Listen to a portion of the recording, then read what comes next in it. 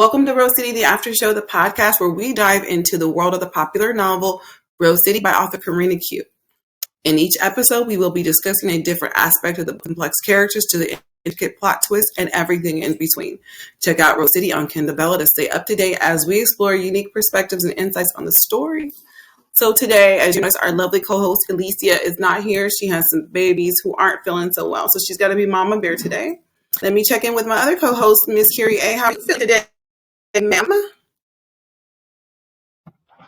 I am good. A little disappointed. School keeps canceling out here, so I got a house full of kiddos too. Well, let the people know what's going on out there. The weather. Just crazy weather. It's supposed to snow today, so, we've been having tornado watches and all kinds of good, crazy southern weather this time of year. Yeah, so we don't deal with tornadoes out here, but we definitely have snow down. So it's just that time of year for us all out here. So we do a little icebreaker, and I think we're just going to kind of wing it based on what we talked about yesterday. So this would be our first podcast of the year. You guys will see it in a few months because we have so many shows we film that we're constantly. I don't edit, but Kyrie is the one who edits, and so we get to it. So, anyways, by the time you see this here, okay, it may be June or whatever, but hey, we got shows for you. We're gonna keep you entertained, honey, throughout the year. Anyway, so we were talking yesterday. It was like, do you believe in like New Year's resolutions, like that type of thing? I'll let you go first. Not anymore.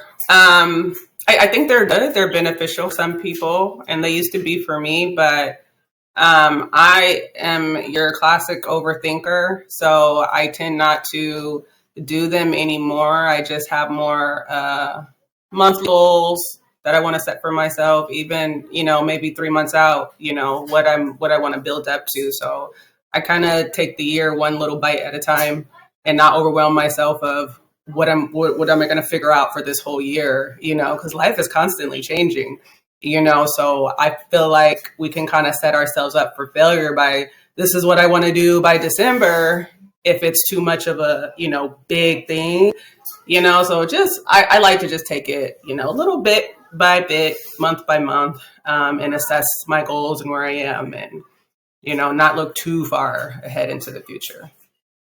What about you? Thank you. I think that's perfect. Actually, when I was younger, I was really big into New Year's resolutions.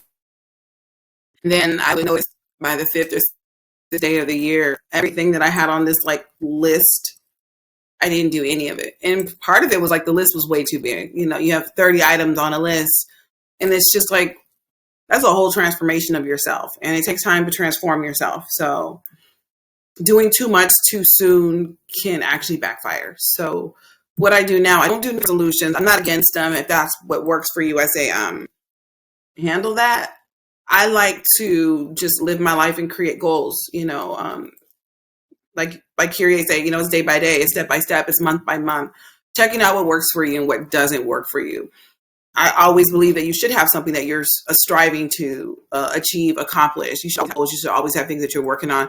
But I don't think that you have to wait until, the end of December to try to create a whole list of what you want to do for the following year.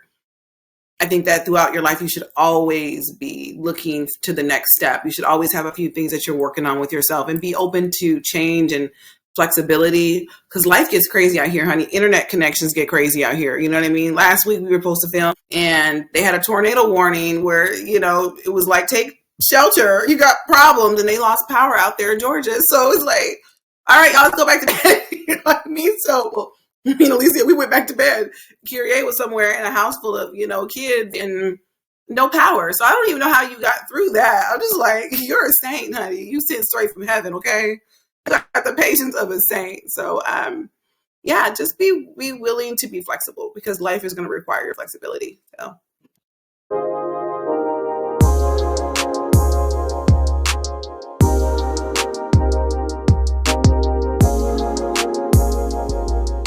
All right. Were there any thoughts you had on chapter 36, why the sudden change, before we kind of go through an overview?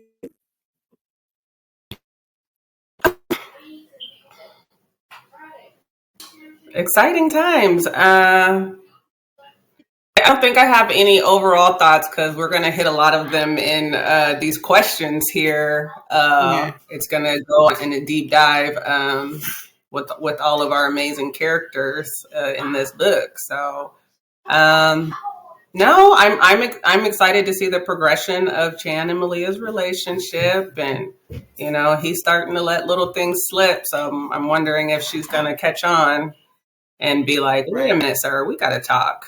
So. Right. Yeah. Can't keep the mask on forever. At some point, it has to fall off. Mm-hmm. Overall, the chapter was cool. I think Doctor got on my nerves, though. Not gonna lie.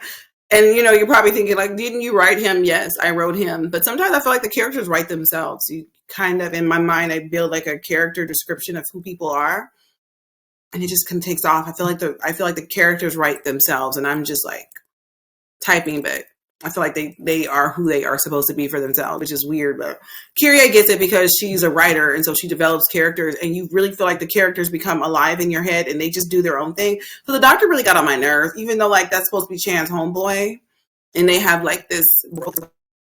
I get the fact that he was looking out for his friend, but I don't know. Did you feel any way about the Doctor, or did you feel like that was just normal? I don't know. He got on my nerves. He gave me vibes of your classic old school uncle, auntie that's just saying stuff they ain't got no business saying. Like, mind your business. This is like, take grandma somewhere and sit down. Grandpa somewhere. They just open their mouth and let words fall out. So he really gave me that feel of just this. Because I think he's younger though, but the stuff that he was saying, it was just like, do you have no home training? Like, who raised you? You just up in here talking crazy in front of this lady that you don't even know, So I was definitely irritated by him, but I was like, dang, we all have that one family member that doesn't know time and place, sir. Yeah, I think like Kyrie said, we all have one. I think I have like 100 people who don't know time and place. That's just what I'm gonna say. But you know exactly what I mean by that. Okay. So yeah, he happens a little bit. And I feel like he's looking out for his friend, but some of the way that he was for his friend, it's kind of invasive. Malia didn't have a clue because she just thought, hey, there was a doctor who showed up at the house because she hurt her wrist. And so I'll kind of just go through the recap. So what we're seeing now in this chapter, why this changed, is Malia and Chan are leaving brunch, and he noticed that her hand or wrist or whatever had like a bruise or something like that on it, and he was like, hey, I want to have my doctor come and check it out at the house. So he set that up. The doctor came and looked at her wrist, but before he got ready to go, he was just like, oh, this is a really nice place. It's well done. You got a view of the city. And then he was kind of like giving Chan like the eye, like, And so anyways, when Chan and him walked down there talking, the guy in the elevator, he started making comments to Chan like, wow, like you really just like you set her up. Like how long have you guys been together? And he's like, oh, it's only been a few weeks. And so in his mind, he's like, you've only been knowing this woman for a few weeks and you already, just start like buying up the bar. Like what's happening here? And he's like, oh no, like that's not me. That's all Malia. She's her own boss. She does her own thing. So I was a little bit irritated because there was an assumption. There's this assumption that she couldn't have possibly had it together like that for herself. She had to be with this dude who had to come through for her. And I think that's some of what we have been talking about with this dynamic as Malia meets Chan's family. And we never even talked about like the possibility of the friendship coming into fruition. We've seen like what happens, but we talked about like her meeting the family, and are people going to be thinking that like, is this man helping you doing this? And this is exactly what he did. His homeboy automatically came in, started making these assumptions that Chan was taking care of her. Malia had it, in the bag for herself. So at this point, kind of just zooming back, because the last chapter we saw, things got really hot and heavy. The steam, it was steamy. Yeah. So I'm gonna have to hit that move, baby. Anyways, things got real interesting, and something almost went down. And I'm so disappointed Alicia's not here because she really has strong feelings about they need to just go ahead and get it together. Like Alicia's like, why haven't they consummated this situation yet? Like why are we waiting? Like what's happening? And it's like, Alicia, they're gonna get the pound town. Just wait a second. she's just like, she's ready for some action. She's ready for them to have that action. I'm like, girl, calm down. But anyways, so shows up, they do all that. After the doctor leaves, they're a little surprised that comes to the door. Malia's kind of like, what is this about? Chan is irritated by it. All of that little type of thing happens. And we're going to go to the questions. I don't want to give away too much of what it is because some of these things are going to be answered in the questions. So